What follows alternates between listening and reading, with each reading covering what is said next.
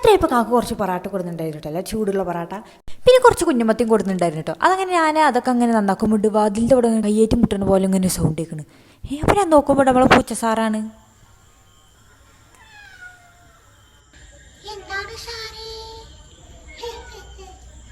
പിന്നെ കറിക്ക് വേണ്ട ഇഞ്ചി വെളുത്തുള്ളിയൊക്കെ ഒരു ഇടിപൊട്ടി എടുത്തിട്ട് നന്നായിട്ട് ഇടിച്ചെടുക്കുക, ചതച്ചെടുക്കുക കേട്ടോ.